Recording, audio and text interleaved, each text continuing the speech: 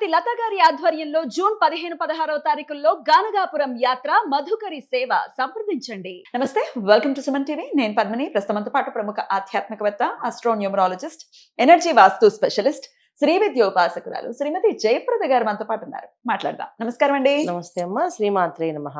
ఎలా ఉన్నారు? చాలా బాగున్నారు అన్న. చాలా బాగున్నారు, చక్కగా. రైట్. ఇక ద్వాదశ రాశులకి కూడా గురువు ఎటువంటి ఫలితాలు ఇస్తున్నారో ఇప్పుడు తెలుసుకుందాం. తప్పకుండా.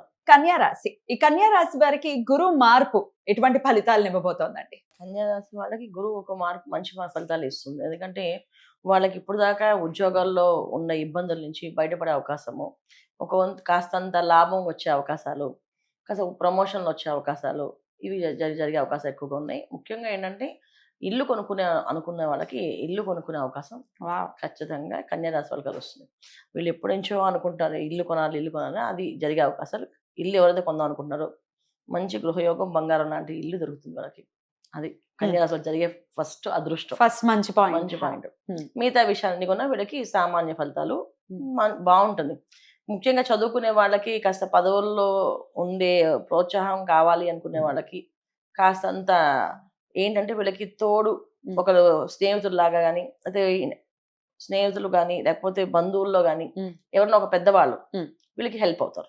అంటే ఎలాగంటే ఇప్పుడు కొంతమంది సివిల్స్ ప్రిపేర్ అవుతాం అనుకున్న వాళ్ళకి ఎవరైనా సాయం చేయండి, ఎవరు ఆల్రెడీ చదువుకున్న వాళ్ళు నేను నీకు హెల్ప్ చేస్తాను, లేదు మళ్ళీ దానికి ఫీజులో ఉంది ఎందుకు లేదు చెప్తాను నీకు అని చెప్పి అలా గైడెన్స్ ఉండడం కానీ, అయితే వ్యాపారంలో కాస్త ఎవరైనా పెద్దవాళ్ళు వచ్చి పెట్టుబడి పెట్టడం అని, మా దగ్గర డబ్బు ఉందిరా నువ్వు పెట్టుకో, నువ్వు చేసుకుంటే చేసుకో, మేము నీకు సాయం చేస్తాం అని చెప్పడం కానీ, ఇది వీళ్ళకి లాభంగా జరిగే అవకాశం కన్యా రాశి వాళ్ళకి. అందుకని వీళ్ళకి కొంచెం విధంగా చెప్పాలంటే మంచి ఫలితాలే కన్యా రాశి వాళ్ళకి గురువు మార్పు వల్ల జరుగుతుంది. లాభస్థానంలో గురు సంచారం ఇప్పుడు లాభస్థానంలో గురువు లాభమే వస్తుంది, లాభాలు ఇస్తారు. కాకపోతే ఏంటి ఎలా జరుగుతాయి అంటే బంధువుల్లో కానీ స్నేహితుల్లో కానీ ఇలా పెద్దవాళ్ళు అంటే వీళ్ళకంటే వయసులో పెద్దవాళ్ళతో స్నేహం ఏర్పడి ఆ స్నేహంతో వాళ్ళు ముందుకెళ్తారు అన్నమాట. అది జరుగుతుంది కన్యా రాశి వాళ్ళకి. సో అలా స్నేహితులుగా ఉండే వాళ్ళు ఎవరైనా చేంజ్ చేసుకొని అవ్వచ్చు, కానీ మాక్సిమం ఏంటంటే లాభస్థానంలో గురువు ఉన్నప్పుడు ఏంటంటే బంధువుల్లో కానీ, తెలిసిన వాళ్ళలో కానీ, స్నేహితుల్లో కానీ, దూర బంధువుల్లో కానీ మనకి తారాసపడతారని చెప్పి చెప్తుంటారు. రైట్. భార్యాభర్తల మధ్య కమెంట్ సెక్షన్స్ లో రాయటం ద్వారా మాకు తెలిసినటువంటివి ఏంటంటే, మా భార్యాభర్తల మధ్య ఇబ్బందులు ఉన్నాయండి, మరి ఆ ఇబ్బందుల నుంచి బయటపడతామా అని అడిగిన వాళ్ళు కూడా ఉన్నారు. వాళ్ళకి మీ సమాధానం? ఖచ్చితంగా లాభస్థానంలో గురువు అంటే ఇప్పుడు మనకి పెద్దవాళ్ళతో పరిచయాలు అవుతాయి, సో పెద్దవాళ్ళతో సత్సంగం ఏర్పడుతుంది అన్నప్పుడు ఇవన్నీ కూడా మార్పు అనేది జరుగుతుంది. అయితే జాతకంలో ఒకవేళ గ్రహస్థితి అంత అనుకూలంగా లేకపోతే కాసంత విడిపోయే అవకాశాలు కూడా ఉన్నాయి, దూరంగా ఉండే అవకాశాలు కూడా ఉన్నాయి. అంటే ఇప్పుడు దాకా ఊగీసులాడుతున్న ఏదైతే ఉందో ఉంటామా వెళ్దామా దానికి ఒక క్లారిటీ వచ్చేస్తుంది. లేదు మేము ఇలా డిసైడ్ అయ్యాం ఉందామని, విడిగా అయితే కలిసి ఉందామని, ఇలాంటి విషయాల్లో కొంచెం క్లారిటీ వచ్చేస్తుంది. దానివల్ల ఏంటంటే వాళ్ళ జాతకంలో ఉండే యోగాలు బట్టి ఉంటుంది తప్ప గురువు దీంట్లో మార్చాడు, గురువు ఏదో తీసేసాడని కాదు ఇక్కడ అర్థం. గురువు ఎప్పుడు మంచి చేస్తాడు, చెడు అయితే చెడు. అయితే అది వాళ్ళు జరిగే బంధానికి అది ఏదైతే మంచి అవుతుందో అది ఖచ్చితంగా మంచి జరుగుతుంది. రైట్. మరి ఆరోగ్యం ఎలా ఉంటుందండి వీరికి? ఆరోగ్యం చాలా జాగ్రత్తగా చూసుకోవాలి. వీళ్ళు జనరల్ గానే ఆరోగ్యం సరిగ్గా చూసుకోరు. వాళ్ళకి నచ్చింది వాళ్ళు తింటూ నచ్చింది తిరుగుతూ ఉంటారు. కొంచెం జాగ్రత్తగా ఉంటే ఆ విషయంలో ఇబ్బంది. అంటే కన్యా రాశి వాళ్ళు స్పెషల్ గా గురువు వల్ల వచ్చే ఇబ్బంది అయితే ఆరోగ్యం వల్ల ఇంపాక్ట్ అయితే ఏం లేదు.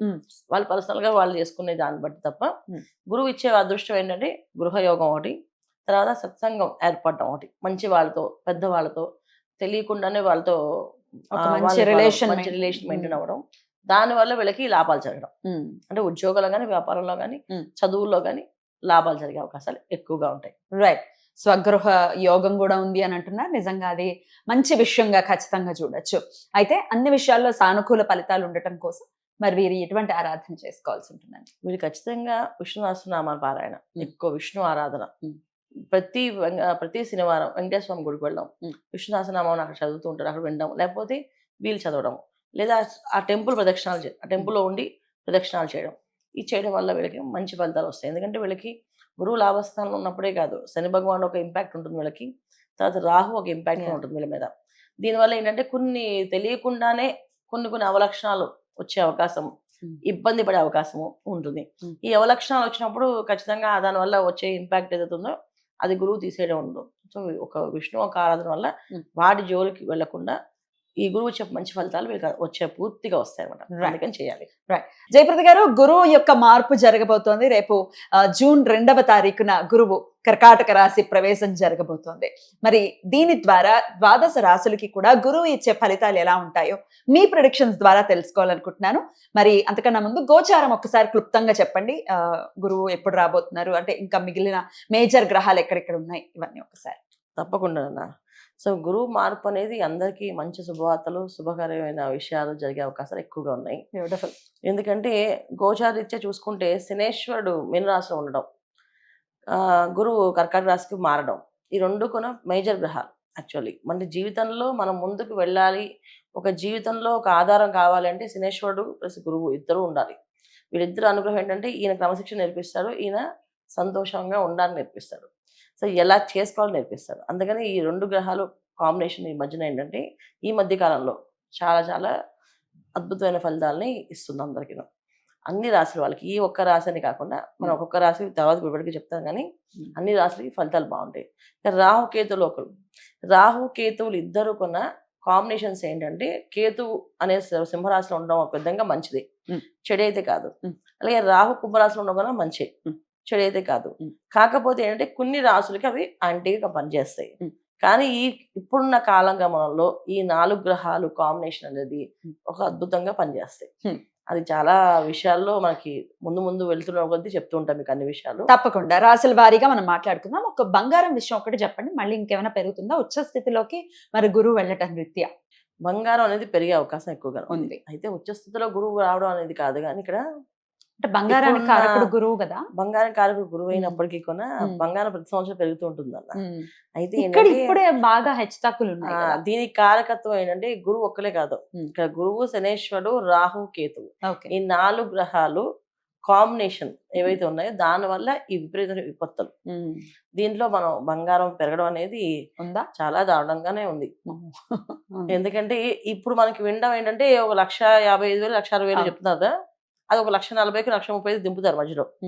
తర్వాత ఎప్పుడైతే ఎండ్ ఆఫ్ ఇయర్ అవుతుందో 2 లక్షల దాకా వెళ్తుందంట. సో బంగారం పెరిగే అవకాశం ఎక్కువగానే ఉంటుంది. మోడీ గారు చెప్పినట్టుగా కొన్నాళ్ళు ఆగడం బెటర్ అంటారా ఇన్వెస్ట్ చేయడానికి? ఖచ్చితంగా ఆగితే. ఆయన చెప్పిన విషయము చాలా లోతుగా ఆలోచించి చెప్పారు ఆయన. నిజంగా ఇది మనకు సందేశం కూడా. ఎందుకంటే ఒక బంగారమే కాదు, చాలా ఈ రవాణా సంబంధించిన వస్తువులు ఏవైతే ఉన్నాయో మనకి మొబైల్స్ తీసుకోండి, తర్వాత పెట్రోల్ డీజిల్ తీసుకొని, ఇవన్నీ తగ్గించడం వల్ల మన భవిష్యత్తుకి మన పిల్లలకి మనం మంచి దారి చూపించే మనం అవుతాం, లేకపోతే అన్యాయంగా బలైపోయిన మనం అవుతాం. ఇది 100% తప్పకుండా అలాంటి సానుకూల ఫలితాలే ఉండాలి. చాలా ప్రశాంతవంతంగా ఈ గురువు మార్పు రీత్యా కొన్ని నెలల పాటు ఉండబోతోంది. అతిచారం ఉన్నప్పటికీ మళ్ళీ కర్కాటక రాశి ప్రవేశం అనేది చేస్తారు కాబట్టి గురువు మంచి ఫలితాలే ఉండాలి కన్యా రాశి వారికి అని మనస్ఫూర్తిగా కోరుకుంటూ ఇక నెక్స్ట్ వీడియోలో తులారాశి గురించి తెలుసుకుందాం. థ్యాంక్ యూ అండి. నమస్తే. శ్రీమాత్రే నమః.